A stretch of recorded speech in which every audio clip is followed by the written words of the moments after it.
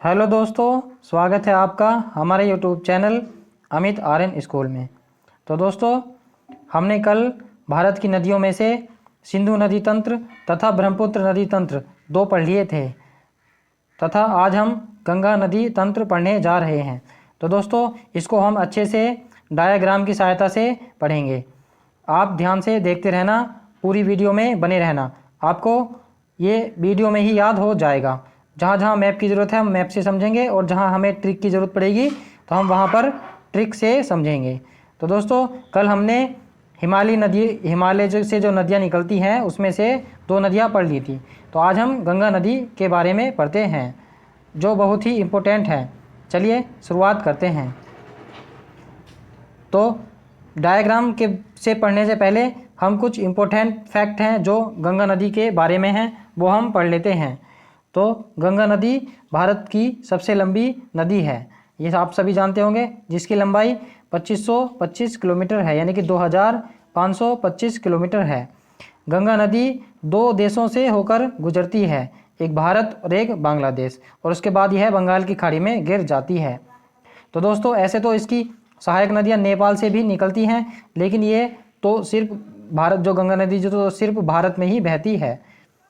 उसके बाद है गंगा नदी भारत के 5 राज्यों से होकर बहती है। इम्पोर्टेंट बात है, कई बार एग्जाम में पूछा गया, बहुत ही इंपॉर्टेंट है, याद रखेंगे। तो भारत का मैप आपके माइंड में चलना चाहिए। सबसे पहले ये उत्तराखंड से ही निकलती है, तो उत्तराखंड में बहती है, उसके बाद यह उत्तर प्रदेश में बहती है, उसके बाद बिहार में बहती है, और उसके बाद झारखंड में बहुत ही कम बहती है, इसलिए कभी कभी झारखंड नहीं दिया होता है, लेकिन झारखंड में भी यह बहती है। फिर पश्चिम बंगाल में होकर यह बंगाल और बांग्लादेश पहुंच जाती है तथा फिर उसके बाद बंगाल की खाड़ी में गिर जाती है। तो दोस्तों, ये 5 राज्य हो गए, उत्तराखंड, उत्तर प्रदेश, बिहार, झारखंड और पश्चिम बंगाल। और कुछ इंपॉर्टेंट फैक्ट हम उसके बारे में पढ़ लेते हैं। तो गंगा नदी में बैक्टीरियोफेज नामक एक वायरस होता है जो हानिकारक बैक्टीरिया को ख़त्म कर देता है। तो आपने भी देखा होगा, आप सब भी गंगा में नहाने के लिए जाते हैं तो वहाँ से जल भरकर लाते हैं गंगा में तथा अपने घर रखते हैं, तो कितने भी दिन तक रख लेते हैं उसको, उसका पानी खराब नहीं होता है, यानी कि सड़ता नहीं, ना कीड़े पड़ते ना कुछ। तो उसमें यह बैक्टीरियोफेज नाम का जो वायरस होता है, यह उसको खुद ही शुद्ध हो जाता है उसका पानी। उसके बाद है गंगा नदी को 2008 में राष्ट्रीय नदी घोषित कर दिया गया था। तो अब ये हमारे देश की नेशनल रिवर है। तथा एक और इम्पोर्टेंट फैक्ट है, 2009 में गंगेटिक डॉल्फिन को राष्ट्रीय जलीय जीव घोषित कर दिया गया था। तो दोस्तों, ये गंगा नदी के बारे में कुछ इम्पोर्टेंट फैक्ट थे। अब हम गंगा नदी के उद्गम यानी कि डायग्राम से समझेंगे। ध्यान से देखते रहना सारी वीडियो, जहाँ पर भी मैप की ज़रूरत पड़ेगी हम वहाँ से पढ़ेंगे। उसके बाद है, अब गंगा नदी, ये दो नदियों से मिलकर बनी गंगा नदी, यानी कि ये गंगोत्री हिमानी, यानी गंगोत्री ग्लेशियर, हिमानी को ग्लेशियर कहते हैं। गंगोत्री ग्लेशियर से एक नदी निकलती है जिसका नाम है भागीरथी नदी। तो भागीरथी नदी जब निकलती है तो इसका नाम वहाँ पर क्या होता है, भागीरथी नदी होता है। और उसके बाद यह सतोपत हिमानी है, सतोपत ग्लेशियर से एक नदी निकलती है, उसका नाम है अलकनंदा नदी। तथा ये दोनों नदियाँ जहाँ पर मिलती हैं उस स्थान का नाम है देवप्रयाग। तब फिर वहाँ से आगे इसका नाम क्या पड़ता है, गंगा नदी पड़ता है। तो उससे पहले इसका नाम क्या रहता है, भागीरथी नदी रहता है। जैसे यहाँ पे देखिए, ये देवप्रयाग का फोटो है, आप सबने देखा होगा। इधर से भागीरथी नदी आ रही है, इधर से अलकनंदा, और ये दोनों मिलकर एक नदी बन रही है, उसका नाम है गंगा नदी। अब हम उसके बारे में कुछ और इम्पोर्टेंट फैक्ट पढ़ लेते हैं। जिस प्रकार गंगा नदी दो नदियों से मिलकर बनी, उसी प्रकार यह अलकनंदा जो नदी है, यह 4 नदियों से मिलकर बनी है। इसकी भी कुछ सहायक नदियाँ हैं, जैसे गंगा की कुछ सहायक नदियाँ, उसके इसी प्रकार इसकी भी कुछ सहायक नदियाँ हैं। तो उससे पहले हम कुछ ट्रिक से पढ़ लेते हैं। जब पृथ्वी पर गंगा को लाया गया था तब उसका नाम क्या था, भागीरथी नदी था, यानी कि महाराज भगीरथ जो अपने पूर्वजों को जीवित रखने के लिए गंगा को धरती पर अवतरित कराया था, तो वह जब गंगा को लेके आए तो भगवान शिव ने अपने सर में यानी कि जटाओं में गंगा को धारण कर लिया था तथा वहाँ से अपनी फिर एक जटा का बाल उखाड़कर और उसको छोड़ दिया था धार, तो उसकी जो गति धीमी हो गई थी। तो सबसे पहले जो गंगा चली थी वो भगवान विष्णु के चरणों से चली थी, तो उससे हम ध्यान रखेंगे धूल, यानी कि भगवान पैरों की क्या होती है, धूल होती है। तो भगवान विष्णु के धूल से जो चली नदी वो कहाँ पर मिलती है, विष्णु प्रयाग में मिलती है। तो ये हमारी छोटी सी ट्रिक है इसको रिलेट करने के लिए सिर्फ, बाकी तो आप बार बार इसको याद करेंगे तो याद हो ही जाएगा। उसके बाद है केदारनाथ। केदारनाथ में भगवान शिव का मंदिर है। तो भगवान शिव ने जब उस नदी को अपने सर में दाताओं में धारण कर लिया तो उसकी जो गति हो गई वो कैसी हो गई, धीमी हो गई, यानी कि मंद हो गई। उसकी गति कैसी हो गई, मंद हो गई। उसके बाद इसलिए इसका नाम क्या पड़ा, मंदाकिनी नदी। तो केदारनाथ से मंदाकिनी नदी निकलती है जो कहाँ पर मिल जाती है, रुद्र। भगवान शिव का नाम क्या है, रुद्र भी होता है ना। तो ये बात हम इसको याद करने के लिए याद रखेंगे। तो उसकी गति जो होगी मंद हो गई तथा वह कहाँ पर मिलती है, रुद्रप्रयाग में। निकलती कहाँ से, केदारनाथ से। उसके बाद अगली इसकी सहायक नदी है नंदाकिनी नदी। तो नंदाकिनी नदी कहाँ पर मिलती है, नंदप्रयाग में। जहाँ ये मिलती है तो क्या बनता है, नंदप्रयाग मिलता है, जहाँ पर ये अलकनंदा नदी में मिलती है। उसके बाद एक नदी है पिंडार नदी। तो पिंडार नदी अलकनंदा नदी से जहाँ पर मिलती है वहाँ पर क्या बनता है, कर्णप्रयाग। तो नंदाकिनी नंद ये तो ईजी है याद करने के लिए। आप और दो के बारे में हमने ट्रिक आपको बता ही दी। तो दोस्तों आप पहले डायग्राम देख लीजिए, उसके बाद हम पढ़ लेते हैं। देखो अलकनंदा नदी और भागीरथी नदी जहाँ पर मिलती है वहाँ पर क्या बनता है, देवप्रयाग बनता है। ये हमने पहले भी पिछली स्लाइड में पढ़ लिया। तथा आगे को उसका नाम क्या पड़ता है, गंगा नदी। फिर उसके बाद है अलकनंदा नदी प्लस धूली गंगा नदी जब मिलती हैं तब क्या बनता है, विष्णुप्रयाग, क्योंकि यह विष्णु के पैरों की धूल होती है। ये बात आपको याद होगी। उसके बाद है नंदाकिनी नदी अलकनंदा नदी से जहाँ पर मिलती है वहाँ पर क्या बनता है, नंदप्रयाग। नंदाकिनी ऐसे याद हो गया। फिर अलकनंदा नदी में पिंडार नदी जहाँ मिलती है उसे कर्णप्रयाग बनता है। फिर अलकनंदा नदी में मंदाकिनी नदी जहाँ मिलती है वह रुद्रप्रयाग बनता है। तो दोस्तों आशा करता हूँ ये बात आपको याद हो गई होगी। बहुत ही इजी ट्रिक है, आप उसको एक दो बार और देख लेंगे तो आपको याद हो जाएगा। उसके बाद यह गंगा नदी यहाँ के बाद मैदानी इलाकों में प्रवेश करती है, तो हम उसके बाद में पढ़ लेते हैं। तो दोस्तों बहुत ही ध्यान से इस पूरे मैप को, पूरे ही डायग्राम को देखेंगे। आपको हम अभी बिल्कुल समझा देंगे, आपके सब समझ में आ जाएगा, आप इसको देखकर कंफ्यूज ना हो। तो बने रहना। ये सब हमने अभी पढ़ लिया इतना। तो गंगा नदी और सतोपथ हिलेर से कहाँ से, सतोपथ हिमानी जो है ग्लेशियर से निकलती है और यहाँ पर ये देवप्रयाग से आ गई। यहाँ से ये बाद में उत्तराखंड में प्रवेश करती है, क्योंकि उत्तराखंड के ग्लेशियर से निकलती है तो उत्तराखंड में बहती है। उसके बाद यह सबसे पहले कहाँ पर आती है, हरिद्वार में। तो यह क्वेश्चन पूछा जाता है कि गंगा मैदानी भाग में कहाँ पर प्रवेश करती है सर्वप्रथम। तो यह सर्वप्रथम मैदानी भाग में हरिद्वार में प्रवेश करती है, क्योंकि उससे पहले तो उत्तराखंड जो है सारा पहाड़ी इलाका है, तो वहाँ पर वह ऊपर नीचे होकर बहती रहती है।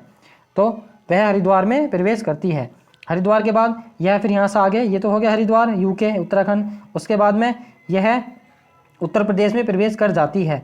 उत्तर प्रदेश में सबसे पहले इसकी सहायक नदी गंगा की कौन सी है, तो ये उत्तराखंड से ही निकलती है, रामगंगा नदी। तो रामगंगा नदी जो है गंगा की सबसे पहली सहायक नदी है, ये आप याद रखेंगे इस बात को।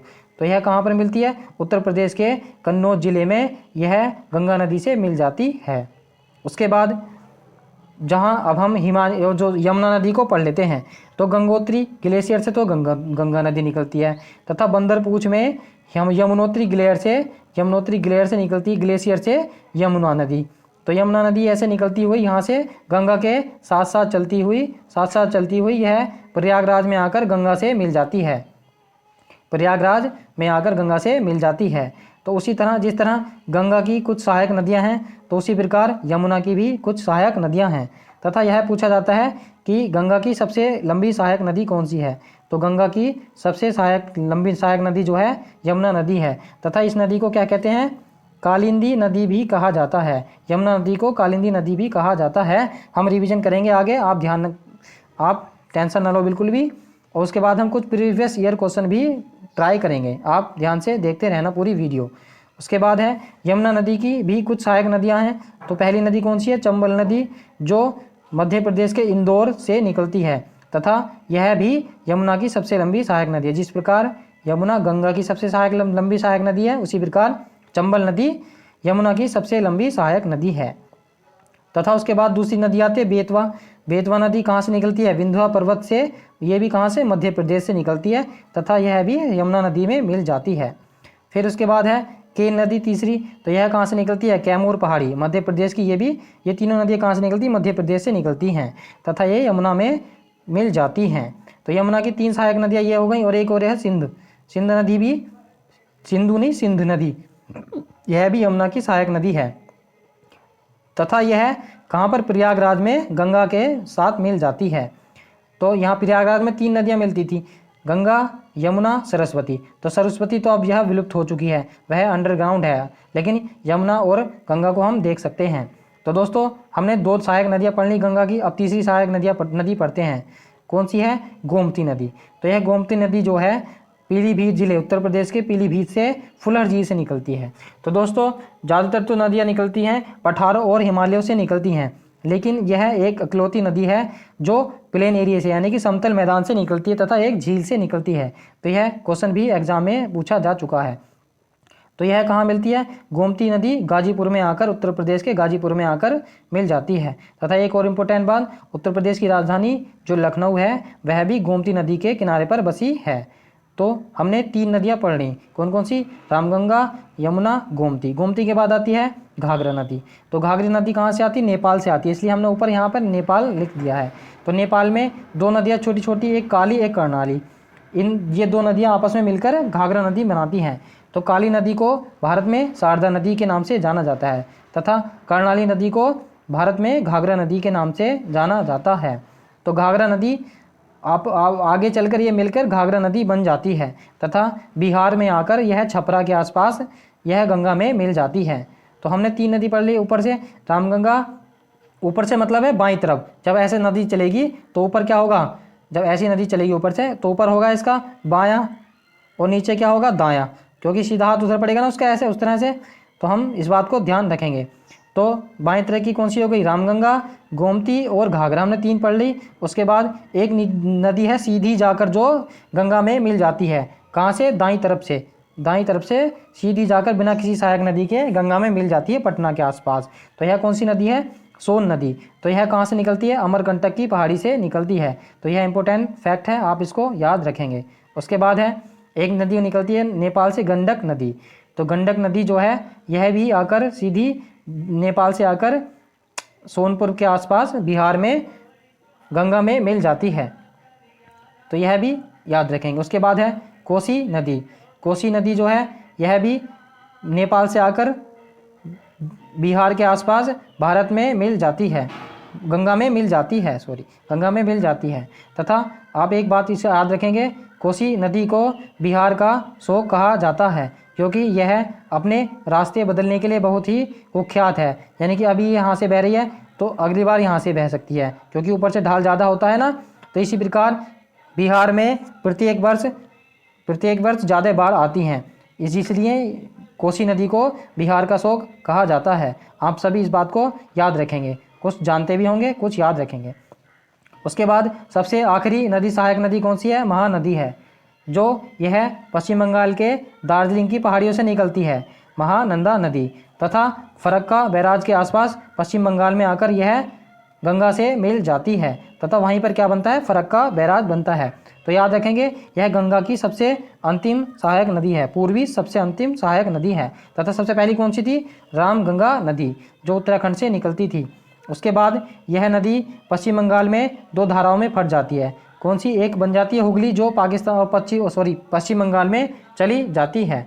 तो पश्चिम बंगाल का जो कलकत्ता शहर है यह भी हुगली नदी के किनारे पर बसा हुआ है। तथा एक धारा इधर फट जाती है जो पद्मा नदी बन जाती है बांग्लादेश में, इसको गंगा को क्या कहते हैं? पद्मा नदी कहते हैं। फिर उसके बाद यह एक दामोदर नदी है जो पश्चिम बंगाल के छोटा नागपुर के पठार से निकलती है तथा इस गंगा में मिल जाती है। तो दामोदर नदी को पश्चिम बंगाल का शोक कहा जाता है। जिस प्रकार कोसी नदी को बिहार का शोक कहा जाता है, उसी प्रकार दामोदर नदी को भी किसका? पश्चिम बंगाल का शोक कहते हैं, क्योंकि यह भी वहाँ पर बाढ़ का साधन है, यानी कि उसकी वजह से वहाँ पर ज़्यादा बाढ़ आती हैं। तो दोस्तों हमने, और उसके बाद ये भी गंगा नदी में मिल जाती है। दोस्तों हमने डायग्राम से बिल्कुल अच्छे से समझा, आप इसको ध्यान से एक बार और देख लेना, और जिस प्रकार हमने यहाँ इसमें बनाया है आप कॉपी पर बिल्कुल सेम पेंसिल से बनाने की कोशिश करना, आपको एकदम से याद हो जाएगा। तथा हम अभी अगली स्लाइड में रिवीजन करेंगे और कुछ प्रीवियस ईयर क्वेश्चन भी पढ़ेंगे। अब कुछ और छोटी सी बात पढ़ लेते हैं। जब ये पद्मा नदी, बांग्लादेश में इसको क्या कहते हैं? पद्मा कहते हैं। तो यह पद्मा बनकर आई बांग्लादेश में। उसके बाद यह जमुना, जमुना कौन सी है? ब्रह्मपुत्र, ब्रह्मपुत्र नदी को जमुना कहते हैं बांग्लादेश में। तो यह दोनों आपस में मिल जाती हैं तथा एक छोटी सी नदी वो निकलती है बांग्लादेश में, मेघना नदी, और तीनों आपस में मिलकर एक मेघना, ये एक नदी का निर्माण करती हैं जो मेघना कहलाती हैं। तथा उसके बाद दुनिया का सबसे बड़ा डेल्टा बनाती हैं सुंदरबन का डेल्टा, जो कहाँ पर स्थित है? पश्चिम बंगाल में स्थित है। तो आप फिर से ध्यान रखेंगे इसको, पद्मा नदी, गंगा नदी इधर से आ रही है, जिसको बांग्लादेश में पद्मा नदी कहते हैं, तथा और ब्रह्मपुत्र नदी जिसे बांग्लादेश में जमुना कहते हैं। तीनों मिलकर क्या बनाती है? मेघना। अब हम डेल्टा के बारे में कुछ पढ़ लेते हैं। तो डेल्टा क्या होता है? डेल्टा प्राय उस भाग को कहा जाता है जो नदियों द्वारा लाए गए अवसादों के संचयन से निर्मित होता है, विशेषतः नदी के मुहाने पर जहां वह समुद्र में गिरती है। यानी कि नदियां ऐसे कुछ बहाकर अवसाद, रेत, कंकड़, पत्थर सब बहा के लाती हैं तथा ढाल में आते आते यानी कि वहाँ पर उसकी बहने की शक्ति जो है, उसे ढकेल के लाने की शक्ति कम हो जाती है तथा समुद्र के किनारे पर आकर उसको इकट्ठा कर देती है और वहाँ पर अपना बहाव रोक देती है और समुद्र में मिल जाती है। तो जब ये रेत, बालू, कंकड़ सब इकट्ठा जमा होता है तो एक ऊंचा सा टीला सा बड़ा सा बन जाता है, जो यह एक डेल्टा का निर्माण करता है। तो यह एक त्रिभुज के आकार का होता है। तो आप आशा करता हूँ डेल्टा के बारे में भी समझ चुके होंगे।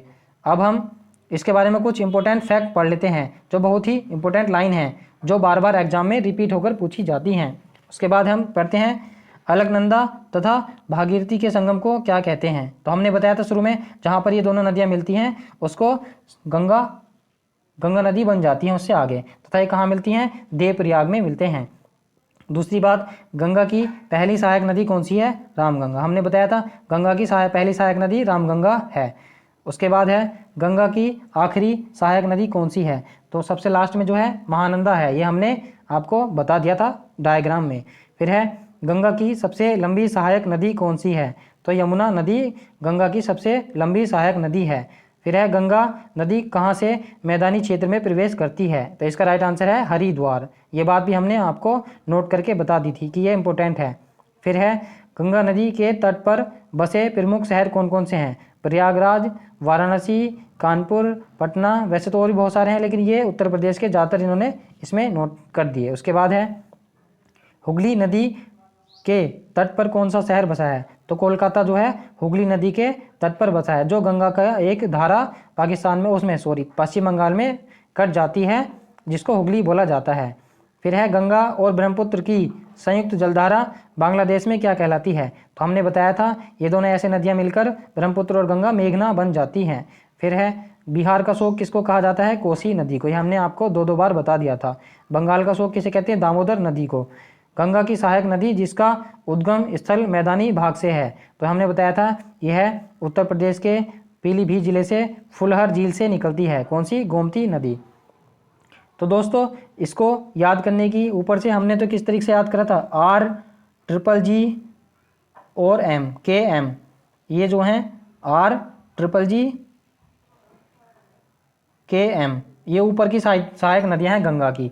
कौन कौन सी? रामगंगा, गोमती, घाघरा, गंडक, कोसी और महानंदा। RGG KM, आप इसको याद रखेंगे तो ये आपकी ट्रिक एकदम से याद हो जाएगी। अब हम कुछ प्रीवियस ईयर क्वेश्चन ट्राई कर लेते हैं, तो ध्यान से देखते रहना, हम कितना समझ में आया आपको अभी तैयारी का पता चल जाएगा। गंगा नदी निम्नलिखित में से किस राज्य में से होकर नहीं गुजरती है? तो उत्तर प्रदेश से गुजरती है, बिहार से भी गुजरती है, पश्चिम बंगाल से भी गुजरती है, लेकिन मध्य प्रदेश से गंगा नदी नहीं गुजरती है। तो इसका राइट आंसर है मध्य प्रदेश। फिर है कालिंदी नदी का दूसरा नाम क्या है? तो कालिंदी नदी किसको? यमुना नदी को ही कालिंदी नदी कहा जाता है, ये हमने आपको बता दिया था। फिर है केन नदी निम्नलिखित में से किसकी नदी की सहायक नदी है? तो केन नदी जो है यमुना की सहायक नदी है। कौन कौन सी है? चंबल, बेतवा, केन, ये तीनों जो हैं यमुना की सहायक नदियां हैं। नेक्स्ट क्वेश्चन है गंगा में मिलने वाली नदी जिसका उद्गम अमरकंटक में है? तो यह इसका राइट आंसर है सोन। सोन नदी जो है अमरकंटक के पहाड़ से निकलकर सीधी गंगा में बह जाती है, इसकी कोई सहायक नदी नहीं है। उसके बाद है अलकनंदा के साथ वह कौन सी नदी है जिसका संगम रुद्रप्रयाग में होता है? तो हमने बताया था भगवान शिव का नाम क्या है? रुद्र, और उन्होंने अपनी जटाओं में गंगा को समाकर क्या बना दिया था? उसका बहाव मंद कर दिया था। तो मंदाकिनी नदी जो है रुद्र प्रयाग में आकर अलकनंदा से मिल जाती है।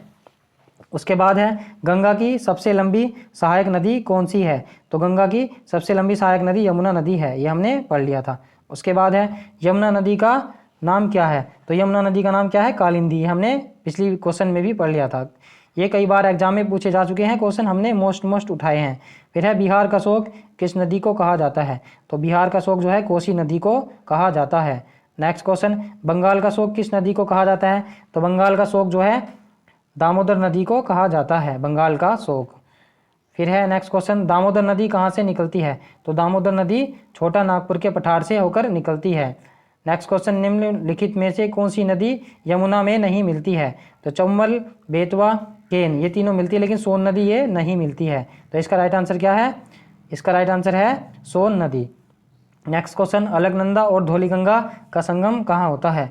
तो धौलीगंगा मतलब धूल किसके होती है? पैरों की, विष्णु के, भगवान विष्णु के। तो धौलीगंगा और अलकनंदा दोनों कहाँ पे मिलती हैं? विष्णु प्रयाग में मिलती हैं। तो दोस्तों इसी तरह से अगर हमारी वीडियो पसंद आई हो तो हमारे चैनल को प्लीज़ सब्सक्राइब करना और हमारी वीडियो को लाइक ज़रूर करना, और इसी तरह पूरी ज्योग्राफी पढ़ने के लिए हमारे चैनल पर बने रहना। धन्यवाद।